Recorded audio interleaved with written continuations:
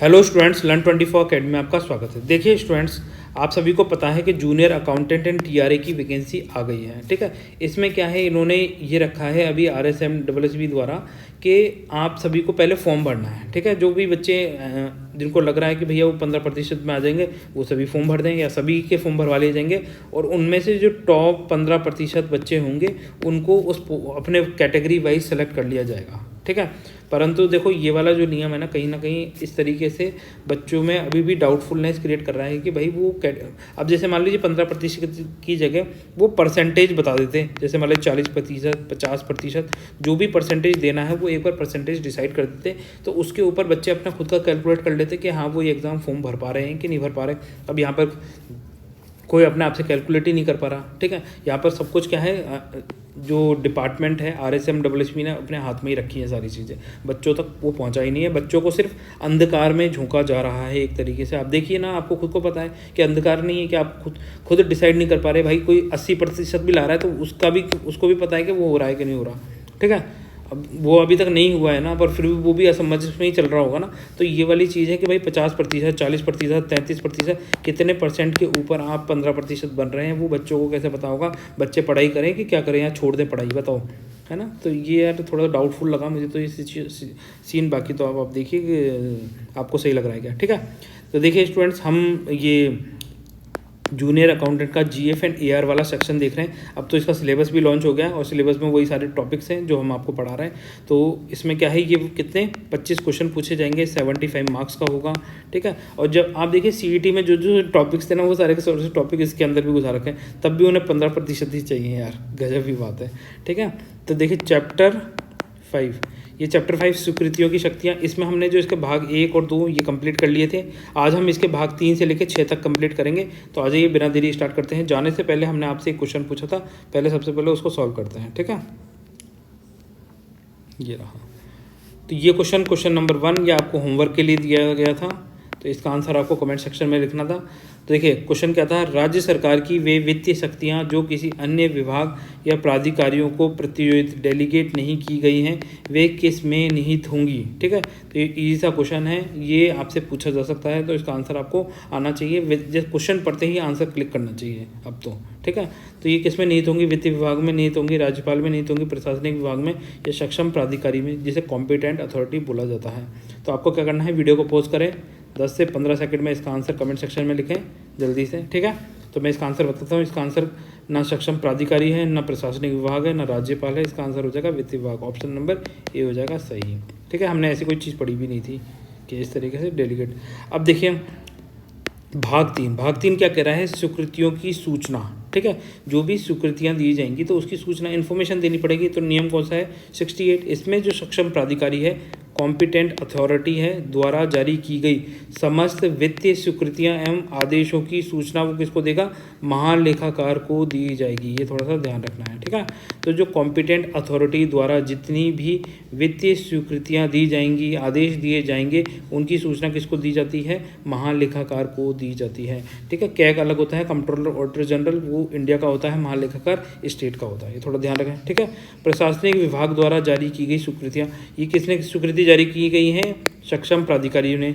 और प्रशासनिक विभाग द्वारा जारी की गई स्वीकृति को क्या होगा, ये भी महालेखाकार को ही भेजी जाती हैं। ठीक है, देखिए जैसे प्रशासनिक विभाग द्वारा जारी की गई स्वयं की वित्तीय शक्तियों के भीतर जारी किए गए आदेश किसको भेजे जाएंगे, महालेखाकार को भेजे जाएंगे। अगर प्रशासनिक विभाग द्वारा स्वयं की शक्तियों से बाहर जाके अगर कोई स्वीकृति दी जाती है तो वो किसको भेजे जाएंगे, वो भी महालेखाकार को ही भेजे जाते हैं। ये थोड़ा सा ध्यान रखना है। ठीक है, जिसके अधीन वे आदेश जारी किए गए हैं उनका उल्लेख करते हुए सीधे सूचित किया जाएगा।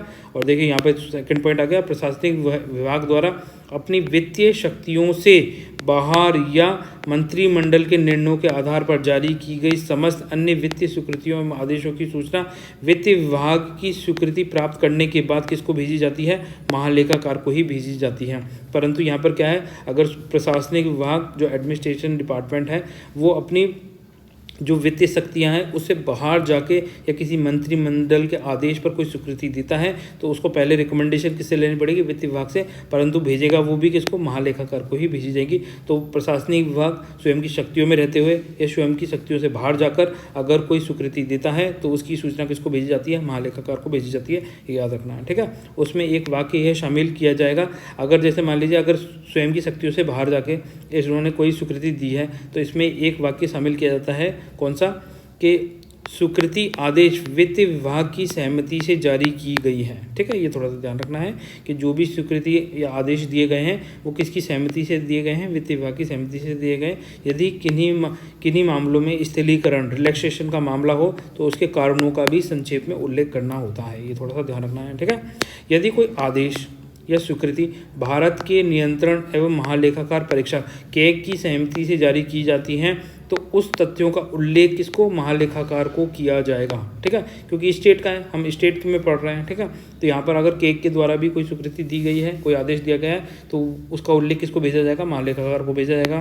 पृष्ठांकन एंडोर्समेंट में किया जाएगा विभागाध्यक्ष द्वारा जारी की गई कोई स्वीकृति, है ना, जो हेड ऑफ द डिपार्टमेंट होता है उसके द्वारा, है ना, विभाग अध्यक्ष के द्वारा अगर कोई स्वीकृति दी गई है तो ये भी कहाँ भेजी जाती है, ये भी महालेखाकार को ही भिजवाई जाती है। तो इसमें क्या है, प्रत्ययोजनों के अधीन जारी की गई विभागाध्यक्ष की स्वीकृतियाँ आदेशों की सूचना उसके कार्यालय के प्राधिकृत किसी राजपत्रित अधिकारी द्वारा विभाग अध्यक्ष की ओर से अपने विधिवत हस्ताक्षर करके प्रेषित की जाएगी। ये किसको करेंगे, ये भी महालेखाकार को ही करेंगे, ठीक है। महालेखाकार को निम्नलिखित को पृष्ठांकित नहीं किया जाएगा। पृष्ठांकित का मतलब है क्वेश्चन मार्क नहीं किया जाएगा। ये जो निम्नलिखित जो ये प्रोविजंस दे रखे हैं इनसे महालेखाकार क्वेश्चन नहीं पूछेगा अगर कोई स्वीकृति दी गई है तो, ठीक है। तो पहला क्या पॉइंट बनता है, पहला बनता है सरकारी कर्मचारी को कोई ऋण दिया गया है, कोई लोन दिया गया है, कोई अग्रिम है, कुछ को एडवांस में पेमेंट मंजूरी कर दी गई है ना, तो उसकी स्वीकृतियाँ सरकारी कर्मचारियों की नियुक्तियाँ, पदोन्नति, स्थानांतरण संबंधी स्वीकृतियाँ दी गई हैं तो उस पर क्या होगा, महालेखाकार क्वेश्चन मार्क नहीं करेगा, कोई क्वेश्चन नहीं पूछेगा, ठीक है। दूसरा, अस्थायी पदों को चालू रखने, पदों को समाप्त करने की संबंधित कोई स्वीकृतियां दी गई हैं सरकार के द्वारा तो उस पर भी महालेखाकार कोई क्वेश्चन मार्क नहीं पूछेगा, ठीक है। तीसरा, चार संभालने आदि की स्वीकृतियां सरकारी कर्मचारियों को बीमा एवं प्रावधान निधि से भुगतान करने, उसमें से आहरण करने, ठीक है। आहरण मतलब उसमें से ड्राइंग मतलब निकाल लेना, पैसा बाहर निकाल लेना, इससे रिलेटेड कोई स्वीकृति दी गई है तो उससे रिलेटेड भी महालेखाकार कोई क्वेश्चन नहीं पूछेगा, इसको कोई हक नहीं है क्वेश्चन पूछो कि भैया ये स्वीकृति क्यों दी गई है, ठीक है। क्षेत्रीय अधिकारियों, कार्यालय अध्यक्षों की शक्तियों के अधीन किए गए आकस्मिक व्यय, ठीक है, कोई कंटिजेंसी वे, अचानक से कोई पैसा निकालना पड़ा तो उससे रिलेटेड कोई स्वीकृतियाँ तो उससे रिलेटेड भी क्वेश्चन नहीं पूछा जाएगा, ठीक है। 5, क्षेत्रीय अधिकारियों, कार्यालय अध्यक्षों द्वारा जारी की गई नैतिक प्रकृति की अन्य स्वीकृतियाँ, नैतिक मतलब कंपलसरी हैं, ये करना ही करना है तो उससे रिलेटेड भी कोई क्वेश्चन मार्क नहीं किए जाएंगे। अब देखिए स्टूडेंट, पॉइंट नंबर 5, किसी निश्चित राशि के या किसी विशिष्ट सीमा तक के व्यय की स्वीकृति दी गई है तो उसको शब्दों और अंकों दोनों में लिखा जाएगा, ठीक है। अब जैसे मान लीजिए कोई मामला है, उसमें गोपनीय मामले की कोई स्वीकृति दी गई है ना, कोई कॉन्फिडेंस मामला है, मतलब कॉन्फिडेंस रखना है जिसकी भी स्वीकृति दी गई है तो उसके लिए क्या होगा, जो प्रशासनिक विभाग का जो सचिव होगा वो तथ्यों के विवरण किसको भिजवाएगा, महालेखाकार को भिजवाएगा, ठीक है। ये थोड़ा ध्यान रखना है। इसके अलावा स्वीकृतियों की ड्राफ्टिंग ऑफ सेंशन, तो जो भी स्वीकृतियाँ हैं उनको किस तरीके से ड्राफ्ट किया जाएगा, तो वित्तीय स्वीकृति देने वाले आदेश पत्रों का प्रारूप स्पष्ट एवं असंदिग्ध रूप से शर्तों का संक्षेप में उल्लेख करते हुए किंतु स्पष्ट ब्यौरा, क्लियर डिटेल देते हुए इस तरह तैयार किया जाएगा कि उसके बारे में बाद में कोई भी भ्रम उत्पन्न ना हो, ठीक है। जब भी कोई स्वीकृतियाँ सेंशन की जाती हैं और उसकी ड्राफ्टिंग की जाएगी तो इस तरीके से वो बहुत ज़्यादा इजीली अंडरस्टैंडेबल हो, ये नहीं कि उसमें भैया कानूनी लैंग्वेज घुसा रखी है बुरी तरीके से, भाई पढ़ने वाला समझ ही नहीं पाए, उसके जाल में फंस जाए, ऐसा नहीं, बिल्कुल ईजी हो, अंडरस्टैंडिंग हो कि जैसे मान लीजिए कोई स्वीकृति दी गई है और उसमें ये साफ लिखा हो कि अगर 1 साल में ये काम कंप्लीट नहीं करते हैं तो आपने जितना भी पैसा खर्च किया है उसके अलावा कुछ और पैसा खर्च नहीं दिया जाएगा आपको, ठीक है। मतलब साफ लिखी होनी चाहिए, स्टेटमेंट क्लियर होने चाहिए, कोई भ्रम की स्थिति उत्पन्न नहीं होनी चाहिए। तो जब भी स्वीकृति की ड्राफ्टिंग की जाएगी तो ये कैसी होंगी, बिल्कुल क्लियर एंड स्पष्ट होनी चाहिए। उसमें प्रयोग की गई भाषा कैसी होनी चाहिए, कंसाइज होनी चाहिए, मतलब स्पष्ट होनी चाहिए,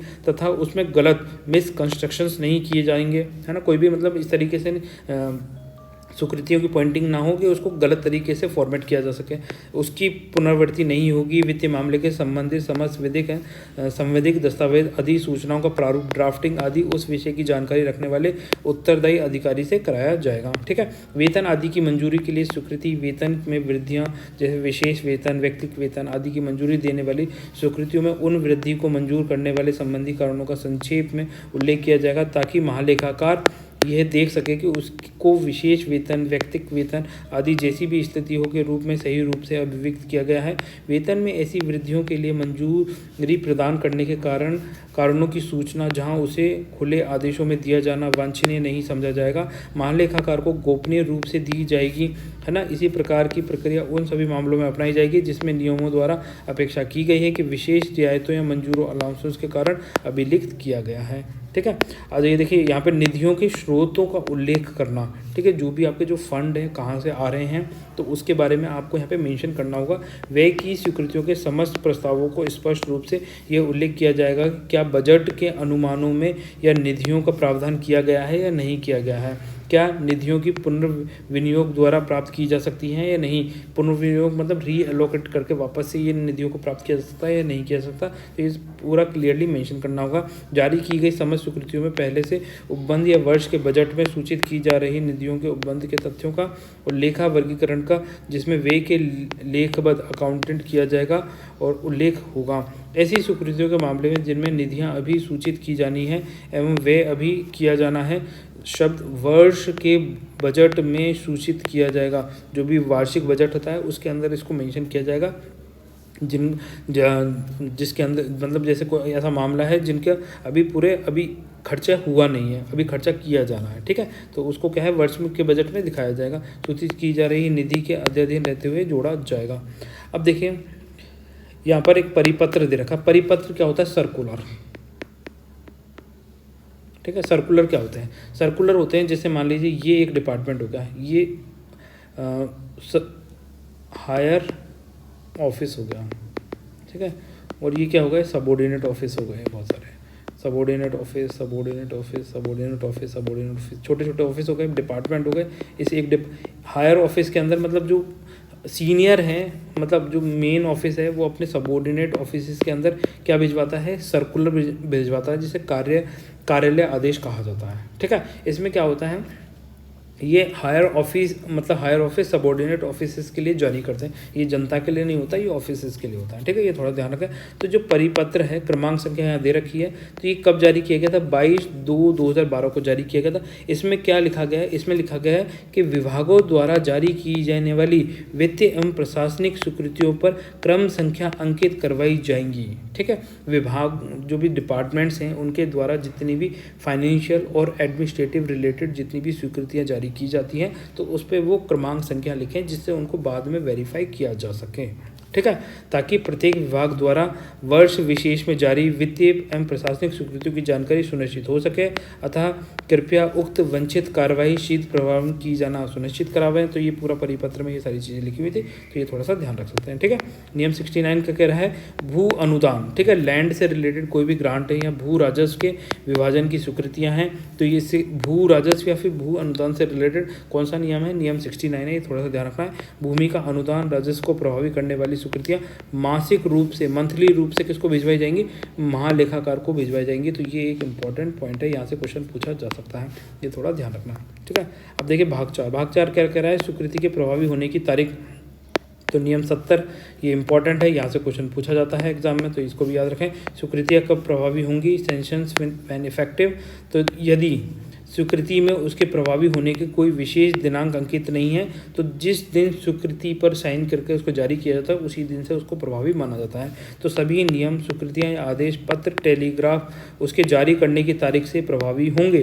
ठीक है। तो स्वीकृति पे जिस दिन क्या होगा उसको जारी किया जाता है उसी दिन से उसको प्रभावी मानी जाता है। अगर किसी स्वीकृति पर उस पर कोई मतलब तारीख मेंशन नहीं है ये कब से प्रभावी है। ठीक है। अस्थायी पदों के मामले में यह आवश्यक रूप से लिखा जाएगा कि अस्थायी पद कब से स्वीकृत होंगे तथा कितनी अवधि के लिए सृजित होंगे। ठीक है। अब जैसे मान लीजिए कोई टेम्परेरी पोस्ट क्रिएट की गई है, ठीक है। तो टेम्परेरी पोस्ट पर ये स्पष्ट रूप से लिखा जाएगा कि भैया ये टेम्परेरी पोस्ट कब से कब तक वैलिड रहेगी, है ना। ऐसी कोई स्वीकृति देनी है टेम्परेरी प्रोविजन से रिलेटेड तो उसके अंदर उसकी डेट मेंशन की जाती है। भाग 5 क्या कह रहा है, भूतलक्षी रिट्रोस्पेक्टिव सेंशंस, ठीक है। नियम 71 रिट्रोस्पेक्टिव सेंशन का मतलब है जैसे मान लीजिए आज है 21 जून, ठीक है।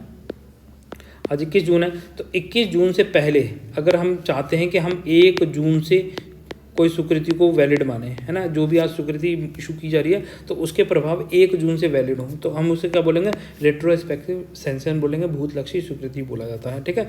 तो निम्न मामलों के बिना वित्त विभाग की सहमति के भूतलक्षी प्रभाव नहीं दिया जाएगा, ठीक है। तो जब भी भूतलक्षी प्रभाव देना है तो किसकी रिकमेंडेशन की जरूरत पड़ेगी, वित्त विभाग की रिकमेंडेशन की जरूरत पड़ेगी। वित्त विभाग की सहमति के बिना आप कोई भी भूतलक्षी स्वीकृति नहीं दे सकते हैं, ये याद रखना है, ठीक है। कर्मचारियों के वेतनमान में संशोधन, राजस्व की माफ़ी, तो ये क्या है, ये भूतलक्षी स्वीकृतियां हैं। जैसे कर्मचारियों के वेतन से रिलेटेड कोई भी संशोधन करना है तो हम पीछे से वेतन में संशोधन कर सकते हैं।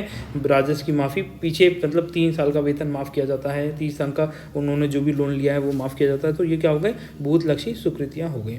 उपरोक्त मामले में 3 वर्ष से ज़्यादा का भूतलक्षी प्रभाव नहीं दिया जाएगा, तो ये थोड़ा ध्यान रखना है। अगर इनमें कोई भी भूतलक्षी प्रभाव देना है तो मैक्सिमम कितना, 3 साल तक का ही भूतलक्षी प्रभाव दिया जा सकता है। 3 ईयर याद रखना है, ये इंपॉर्टेंट है, यहाँ से क्वेश्चन पूछा जा सकता है। यदि कोई विशेष कारण हो तो कारण लिखते हुए वित्त विभाग स्वीकृति दे सकता है। पॉइंट नंबर 3, पदों की स्वीकृति का भूतलक्षी प्रभाव नहीं दिया जाएगा। बहुत ही अपवादपूर्वक स्थिति हो तो वित्त विभाग दे सकता है। पद मतलब जो भी कोई पोस्ट है क्रिएट करनी है या घटानी है तो इससे रिलेटेड कोई भूतलक्षी प्रभाव नहीं दिया जाएगा। और बहुत ज़्यादा कोई ऐसी सर्कमस्टेंस क्रिएट हो गए कि हाँ भूतलक्षी प्रभाव देना ही है पद से रिलेटेड, तब वित्त विभाग ही दे सकता है, कोई नहीं, और अधिकारी नहीं दे सकते। अब देखिए स्टूडेंट, पॉइंट नंबर 6 इसमें क्या कर रहा है, स्वीकृतियों के व्यापक लैप्स होना, ठीक है। तो जो भी स्वीकृतियाँ दी गई हैं वो कब ख़त्म हो जाएंगी, तो देखो जनरली इसमें क्या है, 12 मंथ, 12 मंथ्स, ठीक। कोई भी स्वीकृति कब तक वैलिड रहेगी, 12 मंथ तक वैलिड रहेगी, ये याद रखना है। तो नियम 72 क्या कह रहा है, स्वीकृतियाँ कब तक प्रभावी रहती हैं, है ना, ये पूछा जाएगा, तो ये इंपॉर्टेंट है, ये थोड़ा सा याद रखें, पूछा जाता है एग्जाम में। तो किसी भी नए प्रभार चार्ज की स्वीकृति लैप्स हो जाएगी यदि संपूर्ण या आंशिक भुगतान स्वीकृति जारी करने की तारीख से 12 माह की अवधि के भीतर नहीं किया गया हो। तो ये बात कह रहा है कि मान लीजिए कोई स्वीकृति दी गई है 1 जनवरी में दी गई है ना, जनवरी से 12 माह मतलब 31 दिसंबर हो गया, तो ये क्या है, इसके बीच में, इस पीरियड के बीच में, 12 मंथ्स के पीरियड के बीच में अगर स्वीकृति को रिन्यूड नहीं किया गया है तो वो क्या होगा, लैप्स हो जाएगी। या तो रिन्यू कर लो, रिन्यू करने के बाद फिर वो क्या होगा, नेक्स्ट 1 ईयर के लिए, या फिर उसमें डेट मेंशन कर दी गई कितनी तारीख तक के लिए इसको रिन्यू किया गया है, तो ये थोड़ा सा ध्यान रखना, ठीक है। तो स्वीकृति कब लैप्स हो जाती है, अगर 12 महीने के अंदर किसी स्वीकृति को रिन्यू नहीं किया गया तो वो अपने आप लैप्स हो जाएगी, ये वाली बात कह रहा है। और इसके अलावा अगर मान लीजिए किसी स्वीकृति के अंदर उसकी डेट मेंशन कर दी गई तो वो तब लैप्स हो जाएगी। तो जब स्वीकृति के चालू रहने की अवधि का उल्लेख स्वयं स्वीकृति में ही किया गया हो, जैसे मान लीजिए कोई स्वीकृति है देते हुए उसमें बोल दिया गया है कि ये स्वीकृति 5 ईयर्स तक वैलिड रहेगी, तो हर साल उसको रिन्यू करने की जरूरत नहीं है क्योंकि इसके अंदर पहले से ही मेंशन कर दी गई है डेट, ठीक है। तो वह उस अवधि के समाप्त होने पर ही लैप्स हो जाएगी। जब किसी स्वीकृति में यह विशेष उपबंध हो कि वह किसी विनिर्दिष्ट बजट प्रावधानों में वहन किया जाएगा तो वह उस वित्तीय वर्ष, है ना, अगर बजट के प्रोविजंस पर कोई स्वीकृति है तो उस वित्तीय वर्ष की समाप्ति पर ही वो स्वीकृति भी लैप्स हो जाएगी। अब देखिए पॉइंट नंबर 3 क्या कह रहा है, पॉइंट नंबर 3 कह रहा है सामान क्रय के मामले में, ठीक है। अगर मान लीजिए कोई परचेज करना है, कोई गुड्स परचेज करने हैं, उससे रिलेटेड कोई मामला है, ठीक है, या फिर वो केंद्रीय भंडार के द्वारा हो या फिर आपूर्ति एवं निपटान के द्वारा हो, इस तरीके से आदेश द्वारा कोई सामान का परचेजिंग करनी है जिसमें क्या होगा, निविदाएं आमंत्रित करना आवश्यक नहीं है, ठीक है। इस तरह का कोई मामला है, सामान परचेज करना है, चाहे केंद्रीय भंडार द्वारा क्रय करना हो, चाहे आपूर्ति एवं निपटान भंडार द्वारा इस तरह का कोई कार्य करना हो, तो वहाँ पर निविदाएं आमंत्रित करना आवश्यक नहीं है। तो इस तरह के मामले में जो आपकी स्वीकृति है वो व्यापगत नहीं होती है, वो लैप्स नहीं होती है, ये थोड़ा सा ध्यान रखना। तो उस स्वीकृति के जारी किए जाने की तारीख से 1 वर्ष की अवधि के भीतर कार्यादेश जारी किया गया हो, चाहे पूर्ण हो या आंशिक रूप से वास्तविक भुगतान उक्त अवधि के दौरान हुआ हो या नहीं हुआ हो, ठीक है, तब भी वो स्वीकृति क्या होगी, लैप्स नहीं होगी, ठीक है। नई स्वीकृतियाँ आवश्यक नहीं हैं। अब देखो किन मामले में नई स्वीकृति आवश्यक नहीं है।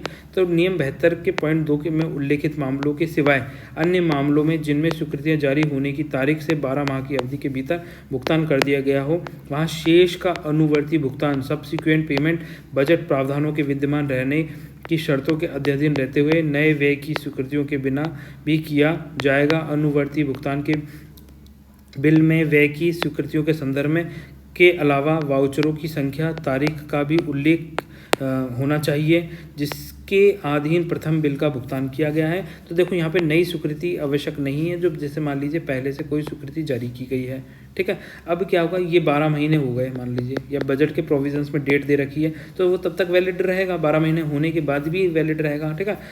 अब इसमें क्या था, स्वीकृति करके फर्स्ट पेमेंट कर दी गई है, तो सेकंड पेमेंट जब की जाएगी तो अलग से इसके लिए स्वीकृति जारी करने की जरूरत नहीं है। वो फर्स्ट जो पेमेंट की गई है फर्स्ट स्वीकृति के अधीन ही सेकंड स्वीकृति जारी कर दी जाएगी इसके अंदर, ठीक है। स्पष्टीकरण यह है कि इस नियम के प्रावधान सामान्य प्रकृति के हैं तथा सहायता अनुदान जो भी ग्रांट दिए जाते हैं, असिस्टेंट दिए जाते हैं, ग्रांट इन एंड सहित वे की समस्त स्वीकृतियों पर लागू होते हैं ये, ठीक है। और ये नियम 73 क्या कर रहा है, स्वीकृतियाँ जो कभी व्यापगत लैप्स नहीं होती हैं। तो कौन कौन सी स्वीकृतियाँ जो कभी लैप्स नहीं होती, नियम 72 के प्रावधानों के बावजूद भी सक्षम प्राधिकारी द्वारा स्वीकृत सामान्य योजना के अधीन वर्ष दर वर्ष स्थायी स्थापन परमानेंट एस्टेब्लिशमेंट कर्मचारियों की वृद्धि के संबंध में अथवा किसी पद के लिए या सरकारी कर्मचारी के किसी वर्ग के लिए कोई स्वीकृति भत्ते, है ना, जो भी क्या है भत्ते दिए जाते हैं आपको पता है, तो उनसे रिलेटेड आहरित नहीं किए गए हों, और जैसे मान लीजिए भत्ते दिए गए हैं पर भत्तों का उन्होंने क्या है